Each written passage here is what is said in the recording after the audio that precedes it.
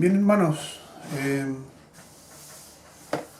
contento de saludarlos y de poder compartir el mensaje dominical. Y vamos a estar centrados en la Escritura a propósito de la entrada triunfal de Jesucristo en Jerusalén, pensando en la celebración de Semana Santa. Les quiero invitar a que podamos inclinar nuestros rostros, podamos orar al Señor, para luego dar lectura en el Evangelio de Lucas, capítulo 19, entre los versos 28 al 44. Les invito entonces que oremos al Señor. Señor y Dios, en nuestro ser completo quiere adorar tu nombre. Queremos hacerlo, Señor, con gratitud. Nos aprestamos a leer tu palabra, a meditar en ella, a profundizar en ella, a escuchar, Señor, el mensaje tuyo. Necesitamos, por tanto, el auxilio de tu Santo Espíritu. Todos, lo necesito yo también. De tal manera que podamos, Señor, todos, inclusive yo, recibir tu palabra y yo, Señor, predicarla o exponerla de manera fiel.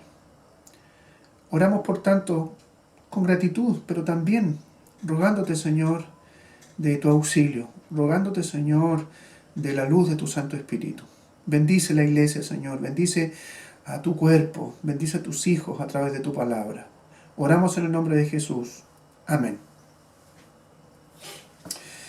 Bien, leo entonces el Evangelio de Lucas, capítulo 19, entre los versos 28 al 44.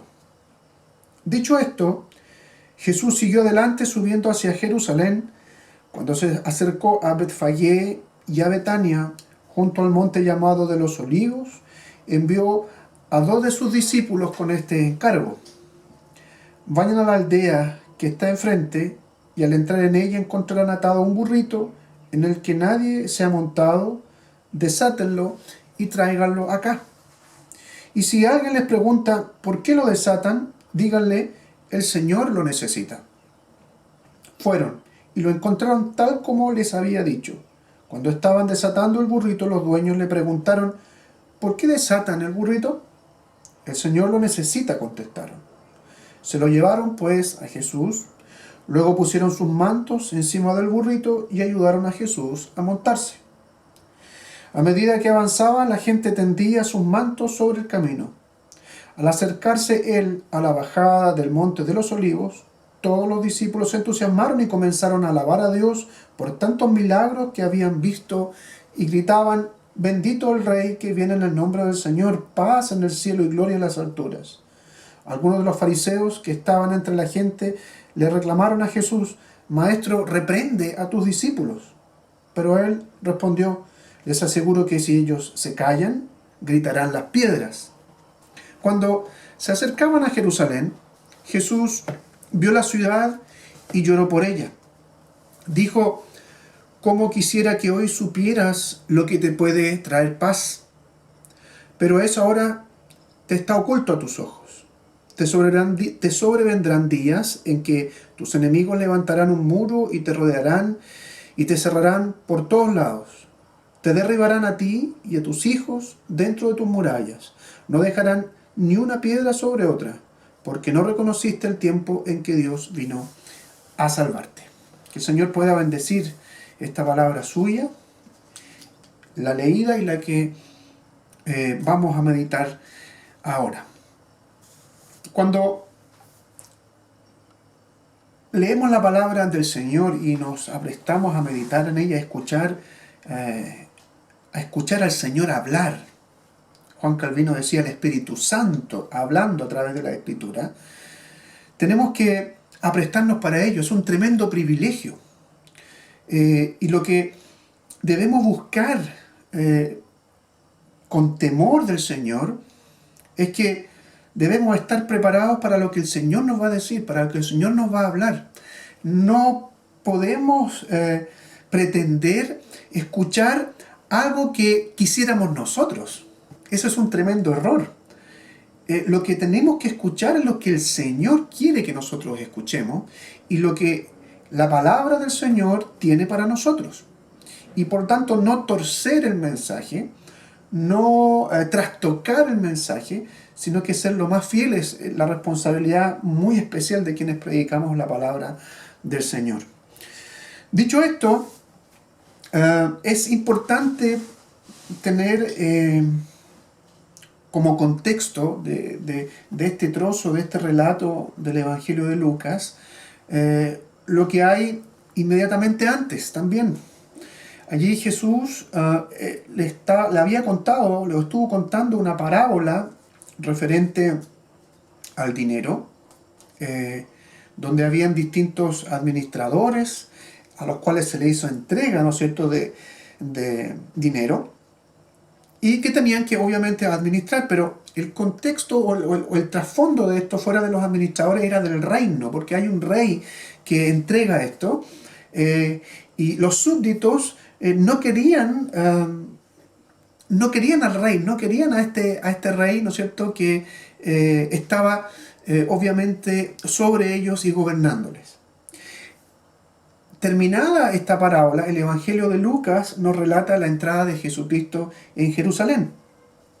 ¿Por qué es importante decir esto? Porque Jesús, cuando hace entrada en la ciudad de Jerusalén, lo hace como rey, o sea, a todas luces. Si uno puede revisar en el Antiguo Testamento, en el Nuevo Testamento algunas alusiones se hacen, pero también uno puede revisar literatura hebrea de este tiempo.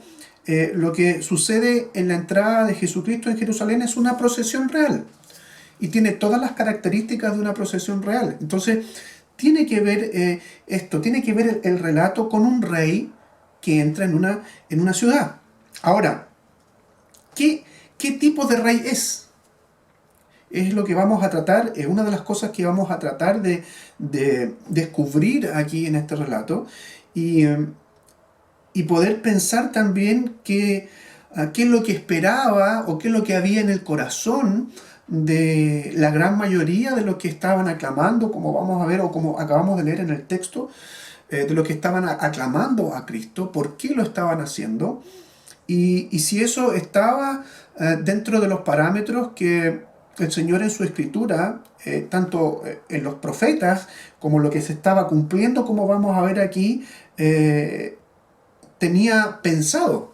Es decir, vamos a ver si es que hay alguna ambivalencia en esto, si es que la gente que está aclamando a Jesucristo como rey es el tipo de rey que había prometido Dios que iba a enviar, o el tipo de Mesías que Dios había prometido a su pueblo. No tenemos lugar a dudas porque nosotros tenemos toda la escritura ahora que Cristo es rey, pero no es el tipo de rey que la gente quería, que la gente esperaba o que la gran mayoría de los que estaban allí esperaba. Entra, ¿no es cierto?, en esta procesión cabalgando a Jerusalén. Lo hemos visto, ¿no es cierto?, que es en un burrito, en un burro nuevo. Otras versiones de la Biblia, ¿no es cierto?, hablan de un pollino, que es lo mismo, es un animal nuevo, ¿no es cierto?, no se ha montado. Y lo que está sucediendo en este momento, lo que están viendo, lo que están presenciando, tanto los que están aclamando a Cristo como rey, como los fariseos que también aparecen en el relato, que estaban allí, ¿no es cierto?, observando esto, es el cumplimiento de una profecía. El texto paralelo, o uno de los textos paralelos, que está en el Evangelio de Mateo, capítulo 21, los versos 4 al 5 hacen alusión justamente a la profecía en este caso de Zacarías. En Zacarías capítulo 9, verso 9, aparece esta profecía que está en el relato de este mismo episodio en el Evangelio de Mateo. Dice, esto sucedió para que se cumpliera lo dicho por el profeta, en este caso Zacarías.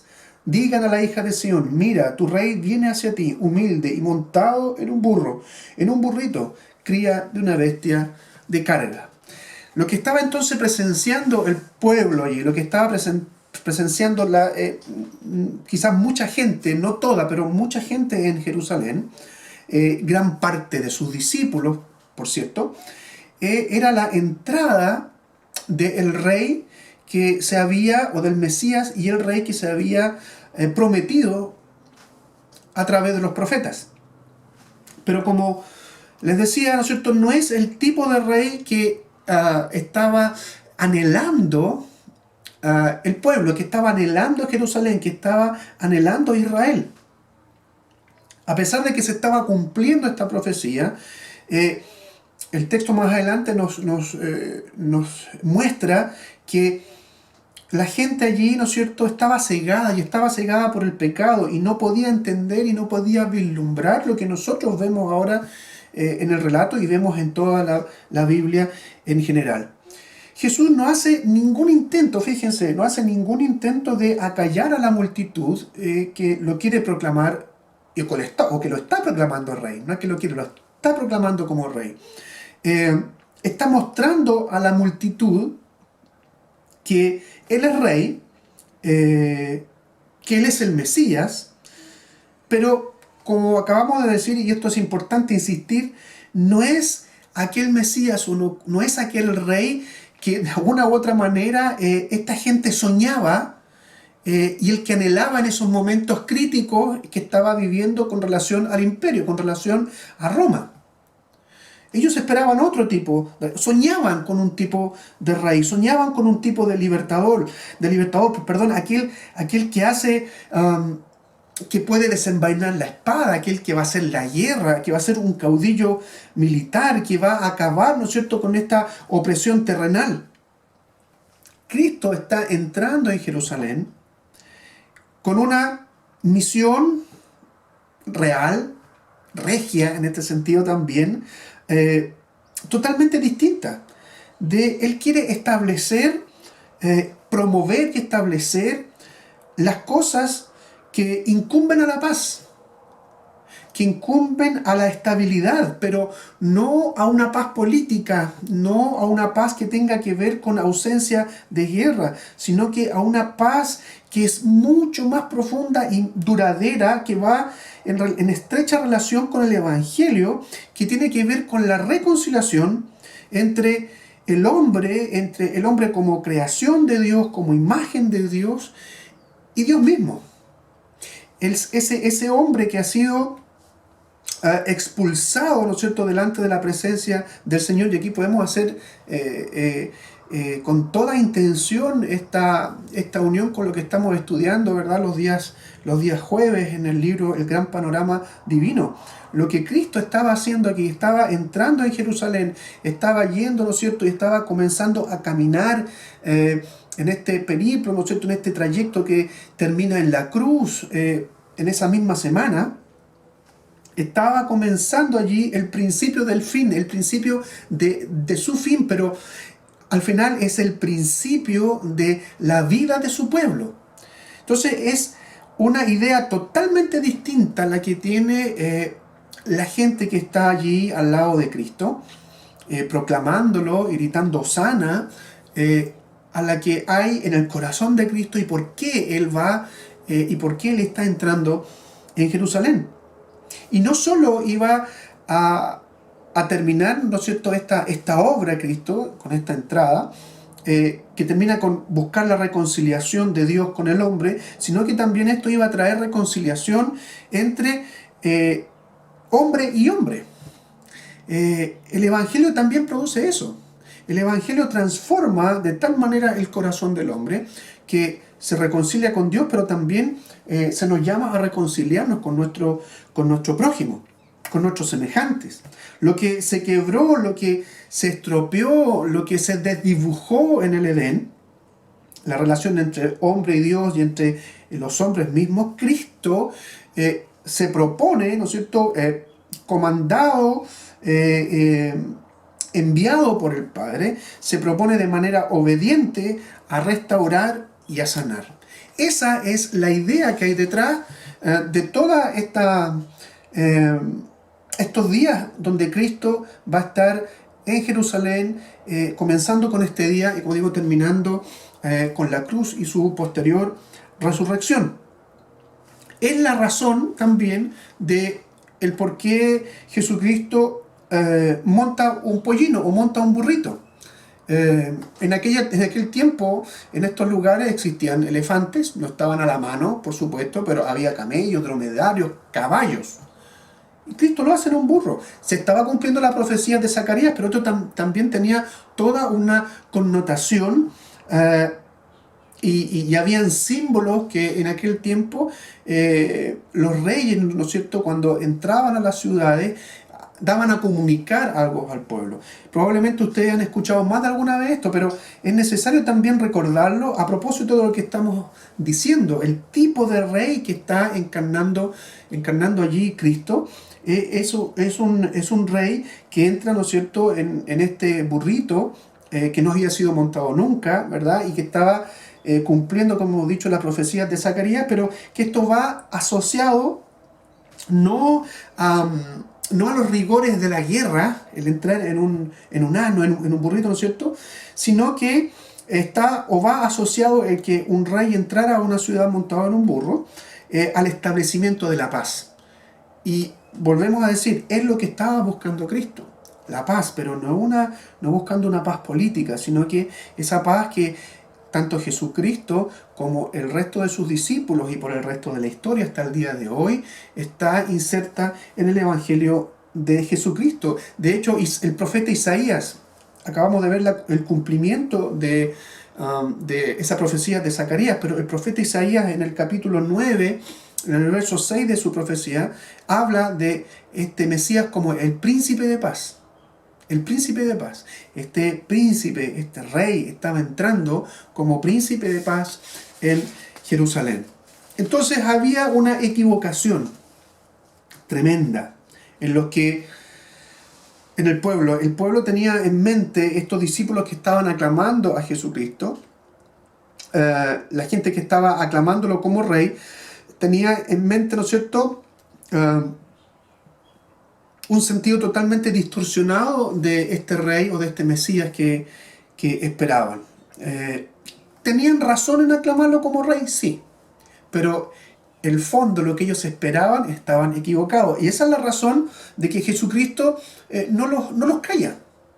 Hosana, dice el texto, ¿no es cierto? Bendito el rey que viene en el nombre del Señor, paz en el cielo, gloria en las alturas. Era el rey, y por eso Jesucristo no los hace acallar. Es más, los fariseos quisieron que Jesucristo mismo, no se atrevieron ellos, ¿no es cierto?, a enfrentarse ahí a la multitud y le pidieron a Jesucristo que lo hiciera callar, porque estaban diciendo esto está mal, esto no corresponde. Tampoco los fariseos tenían en mente y tenían claridad, también el pecado los tenía cegados de lo que estaba sucediendo en ese momento. Jesucristo había experimentado un tiempo antes, unos días antes, esto de que querían hacerlo rey. Pero en ese momento él se opuso, porque sabía que no era su tiempo. Fijémonos en el libro de Juan, en el Evangelio de Juan, en el capítulo 6, está ese episodio, en el verso 14. Se había hecho el milagro, Jesucristo había obrado el milagro de alimentar a 5.000 personas.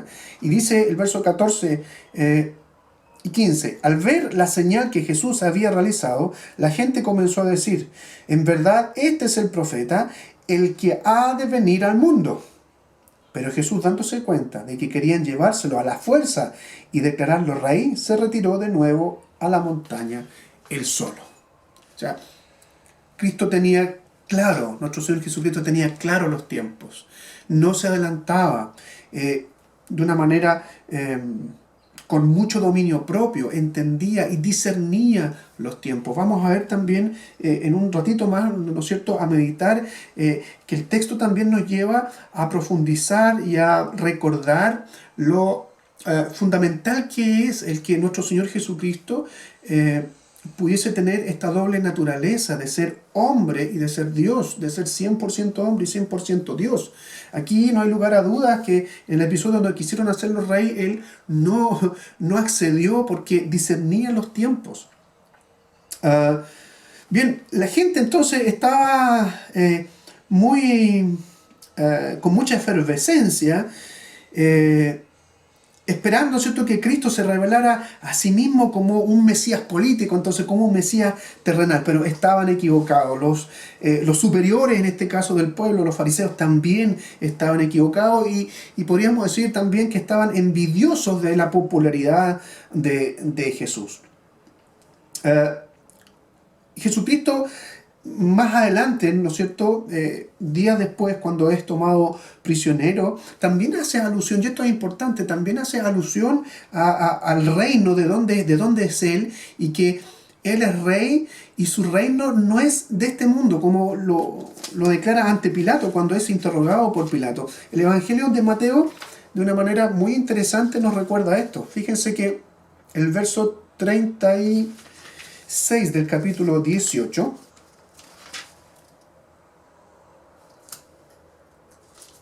creo que eso, si no...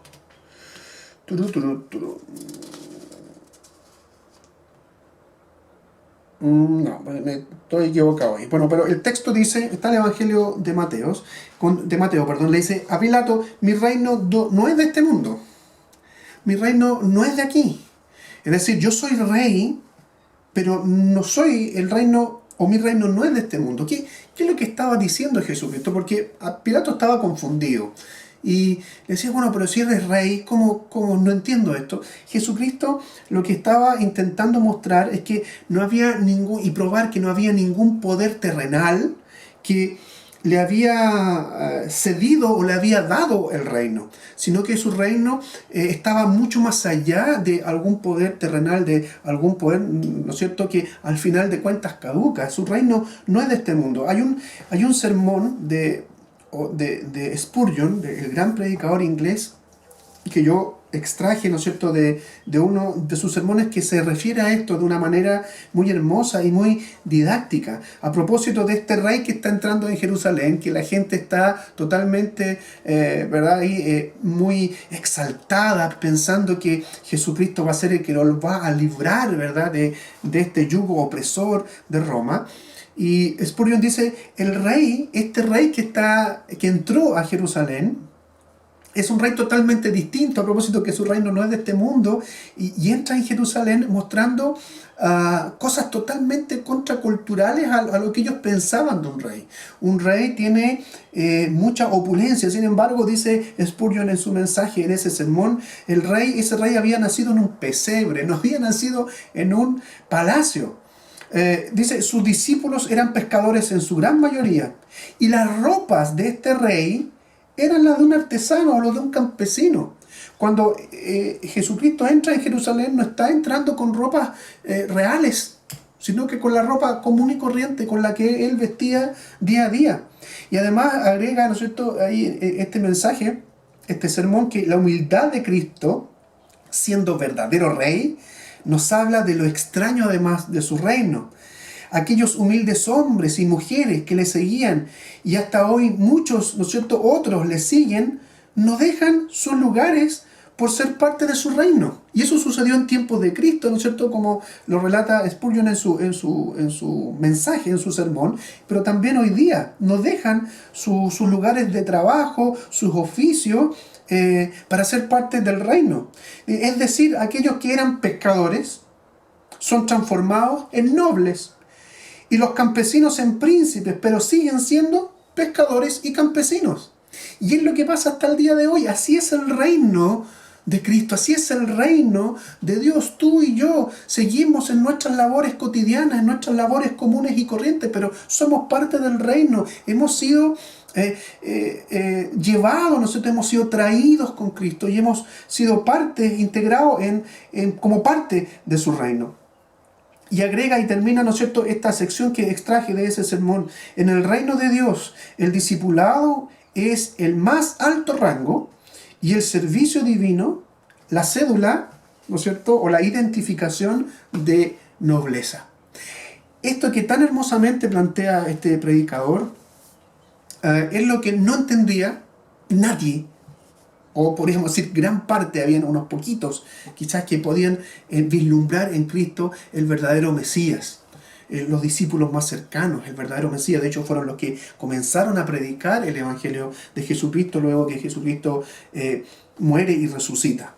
Entonces es obvio y muy evidente que en su gran mayoría los que aclamaban al Señor no entendían absolutamente nada de lo que estaba sucediendo, porque en realidad no tenían fe. No tenían fe en este Mesías. Ellos, lo que sucedía es que tenían una necesidad que era evidente, una necesidad de poder desligarse, de que alguien los desligara de un yugo opresor, pero la necesidad más profunda, la esclavitud más profunda, no la podían vislumbrar porque estaban cegados por el mismo pecado. O sea, ellos seguían esclavos del pecado y por lo tanto estaban expuestos y seguían expuestos a la muerte y a la perdición. Y a eso es lo que venía Cristo. Y esto, hermanos, hace reflotar un problema intrínseco del hombre, de nosotros, incluso los que ya somos del Señor.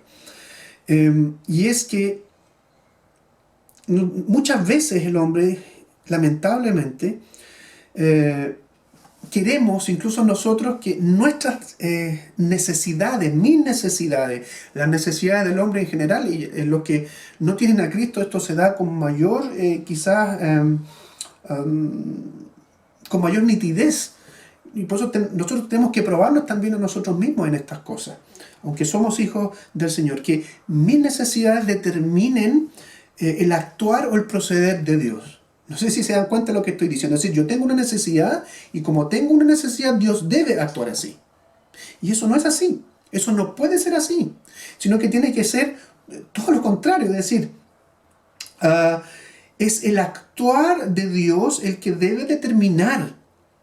Es lo que hace Dios, lo que demanda Dios. Es lo que debe determinar mi actuar, mi proceder. Los hombres, las mujeres que estaban aquí aclamando a Cristo estaban pensando así.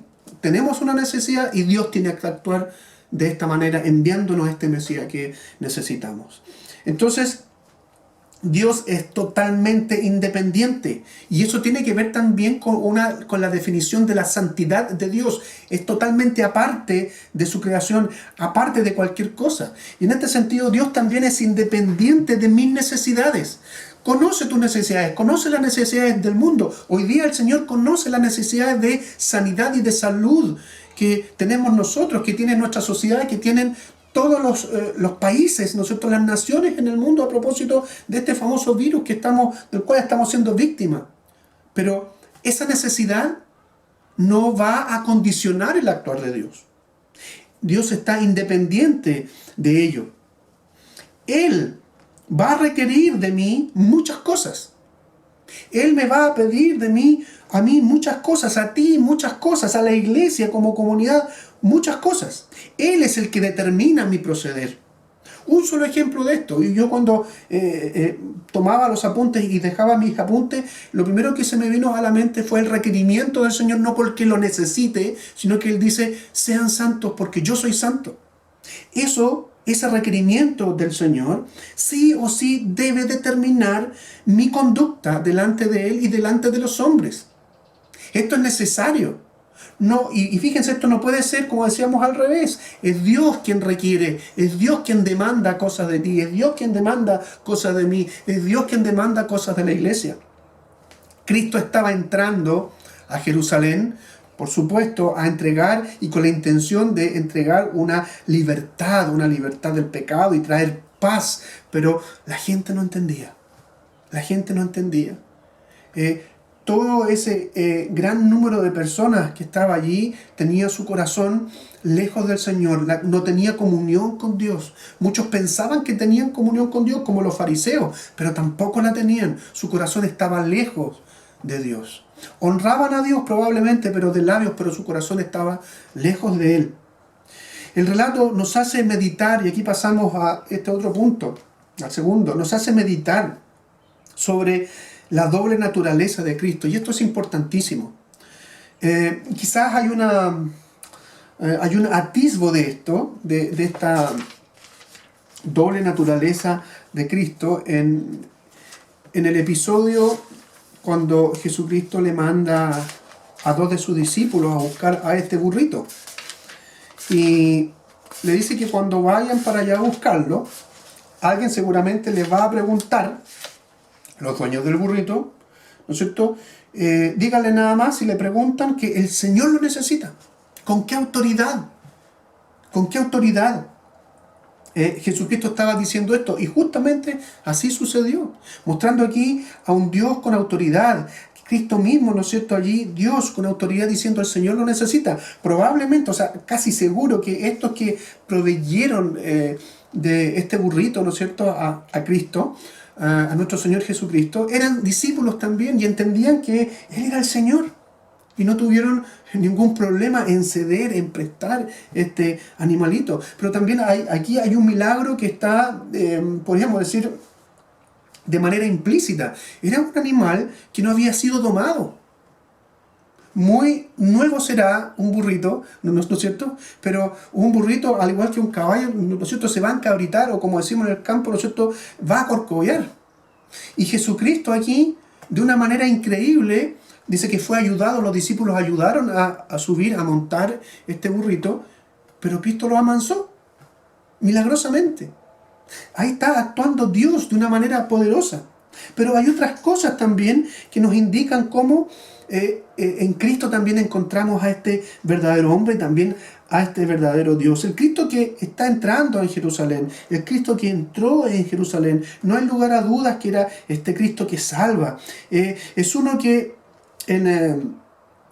une en su persona, ¿verdad?, todos los atributos de Dios, porque es Dios mismo, pero también Él se identifica con todos los dolores, con todas las emociones del hombre, con todas las miserias del hombre. Fijémonos en esto y pensemos en esto, porque si este Cristo, si nuestro Señor fuese solo Dios, no tendría conocimiento en experiencia del dolor humano, de tu dolor, del mío. Solo si pensamos en Cristo como si fuera solamente hombre, por otro lado, no tendría el poder, no tendría, ¿no es cierto?, la capacidad para superar las ansiedades, superar los problemas, las crisis como las que pasó iba a seguir pasando en estos momentos, en este tiempo que estaba viviendo. Esto es lo que hace entonces de Cristo el completo y verdadero Redentor. Si no fuese Dios y si no fuese hombre, no habría sido el suficiente Redentor y Salvador nuestro. Era necesario que así fuese. Y es aquí entonces donde, en estas cosas, cuando pensamos en estas doctrinas, en estas verdades del Evangelio, es donde deben resonar en nuestra mente, especialmente a los que ya somos del Señor y debemos estar familiarizados con la Escritura, deben resonar en nuestra mente textos como el de Isaías 53, despreciado y desechado entre los hombres, varón de dolores, experimentado en quebranto. Este hombre que relata, que está hablando del Mesías, ¿no es cierto? Isaías ahí está relatando a Cristo como hombre. Pero también deben resonar en nuestra mente textos como el del Evangelio de Juan, en Juan capítulo 1, cuando está hablando del Verbo y está hablando de Cristo, ¿no es cierto?, como el Verbo que a través de Él fueron todas las cosas creadas. Todo, o sea, el Dios mismo, pero agrega después en el verso 14 que aquel Verbo fue hecho carne. Fíjense que aquí tanto Isaías como Juan en el capítulo 1 está mostrándonos que el Mesías es Dios, pero también es hombre. Aquel Verbo fue hecho carne y habitó entre nosotros y vimos su gloria, gloria como el unigénito del Padre, lleno de gracia y de verdad. Debemos acordarnos de hermosos himnos que nos invitan a cantar también a esta realidad hermosa de este Dios y de este verdadero hombre. Ese himno hermoso que a mí me gusta mucho porque justamente está lleno de doctrina, también como la mayoría de los himnos que cantamos. Glorioso Cristo, Rey de lo creado, hombre y Dios, te doy loor. Quiero amarte, dice mi dulce amigo.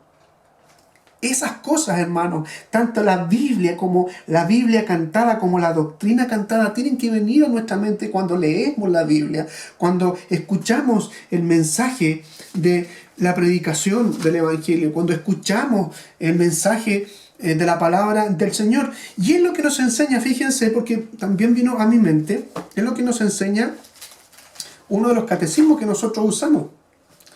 El catecismo de Heidelberg, en la pregunta 14, pregunta y respuesta 14 y 15. ¿Podría hallarse alguien en el cielo o en la tierra que, siendo simple criatura, pagase por nosotros? No, dice la respuesta. Primero, porque Dios no quiere castigar en otra criatura el pecado del hombre que el hombre ha cometido. Segundo, porque una simple criatura es incapaz de soportar la ira eterna de Dios contra el pecado y librar a otros de ella. Y la pregunta 15. Entonces, ¿qué mediador y redentor debemos buscar? La respuesta: uno que sea verdadero hombre y perfectamente justo, y que sea además poderoso en todas, más poderoso que todas las criaturas, es decir, que sea al mismo tiempo verdadero Dios. Hermoso, y qué claro, ¿no es cierto? La palabra, como hemos dicho, profeta Isaías, Evangelio de Juan y muchas otras citas, los cánticos que tenemos en nuestro himnario, el catecismo nos invita y nos lleva a meditar en esto. Por último, hermanos, no podemos dejar de mirar en este texto cómo la entrada de Cristo en Jerusalén lleva también aparejado el juicio de Dios. El juicio de Dios apuntando, en este caso muy particular, a Jerusalén. Cuando Jesucristo ya estaba muy cerca de la ciudad, el verso 41, cuando estaba cerca de Jerusalén, Jesús vio la ciudad y lloró por ella. ¿Por qué lloró? ¿Por qué lloró Jesús aquí? Al ver Jerusalén, el maestro llora porque sabía lo que se le avecinaba. Sabía que en 40 años aproximadamente Jerusalén iba a ser sitiada, iba a ser destruida. Y ese era parte del juicio de Dios por esta ciudad, por haberse negado a recibir a este rey. ¿Cómo quisiera, dice el verso 42, inmediatamente después, cómo quisiera que hoy supieras lo que te puede traer paz, pero eso ahora está oculto a tus ojos. El Señor, cuando llora, está expresando ese dolor, esa angustia de saber que esa ciudad va a ser destruida. Pero el juicio está allí. Después dice Jesucristo: te sobrevendrán días en que tus enemigos levantarán un muro y te rodearán y te encerrarán por todos lados, te derribarán a ti y a tus hijos dentro de tus murallas, no dejarán ni una piedra sobre otras, porque no reconociste el tiempo en que Dios vino a salvarte. Vimos hace unos minutos en que Jesús, y en que Jesús mismo, en Él mismo hay gracia, hay salvación. Era uno de los motivos porque entra y de las metas que Él tenía muy clara que tenía que cumplir entrando a Jerusalén. Pero también se nos hace muy evidente, como acabamos de leer, que va a haber juicio.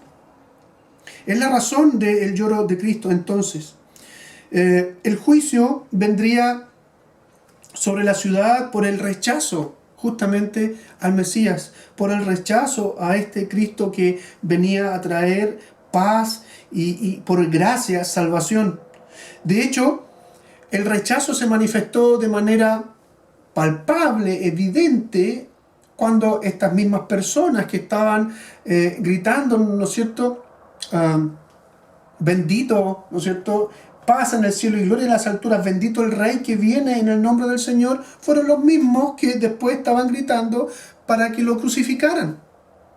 Es decir, lo estaban rechazando totalmente. Toda esa efervescencia aparentemente piadosa que había en este día, ¿no es cierto?, en este día domingo, después, el día antes de la crucifixión, se volvió en contra de Cristo y se volvió en un odio hacia nuestro Señor. Entonces el pecado había cegado espiritualmente a Jerusalén y está expresado ahí, ¿no es cierto?, en el verso 42.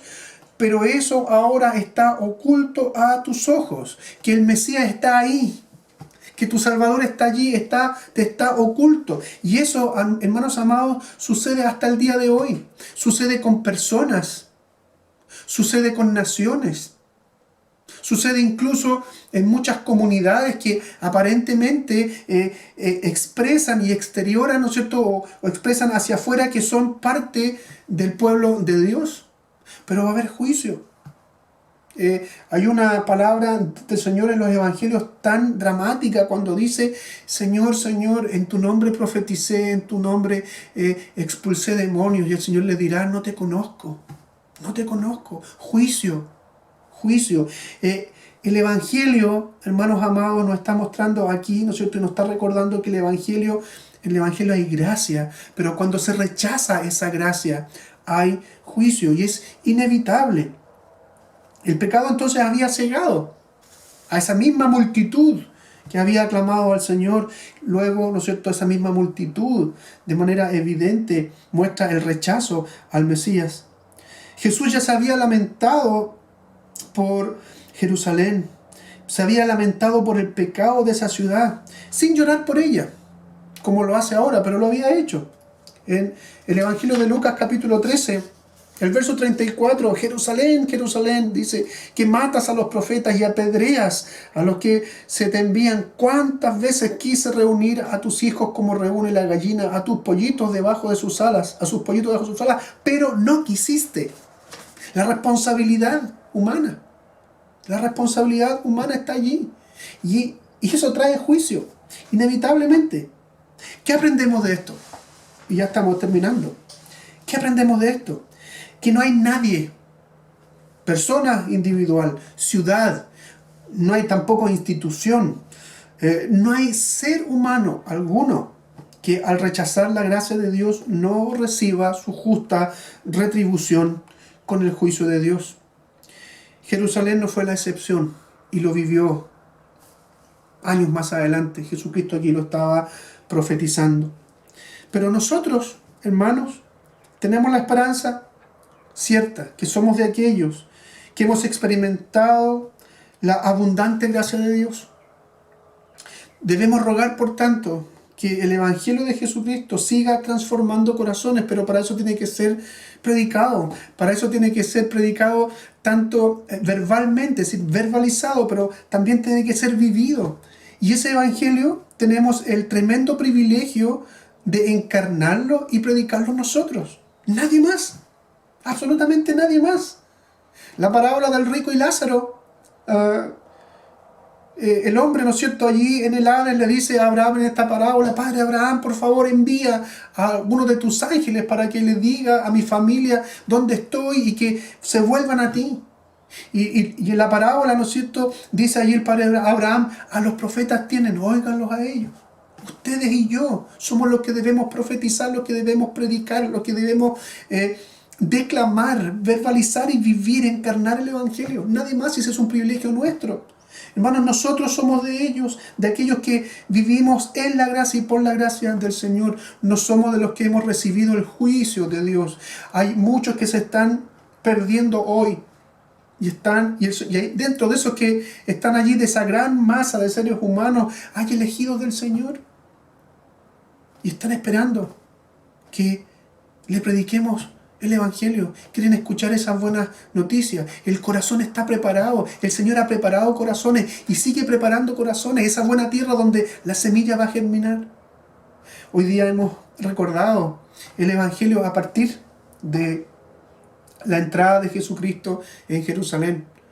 Y seguiremos meditando esta semana. Y este fin de semana también. Hermanos, roguemos al Señor, pero también adoremos al Señor y demos gracias, porque estamos delante de su palabra, estamos delante de Él, y el Señor ha hablado hoy día, el Señor se ha revelado hoy día a ti, a mí, a la iglesia, a través de su santa y divina palabra. Oremos y demos gracias al Señor. Señor, te alabamos, Padre. Te damos gracias por tu bendita palabra. Tu bendita palabra que habla, Señor, que habla nuestra vida. Tu bendita palabra, Señor, que sigue calando profundo en nuestros corazones. Creemos que no va a volver a ti vacía, sino que hará su obra en cada uno de nosotros. Lo hacemos con gratitud. Lo hacemos en el nombre que es sobre todo nombre. En el nombre de Jesús. En el nombre de nuestro Señor Jesucristo. Amén. Que el Señor les bendiga, hermanos. Espero poder estar en contacto con la mayoría de ustedes a través, si no de predicación, de algunos videos. Que el Señor les bendiga.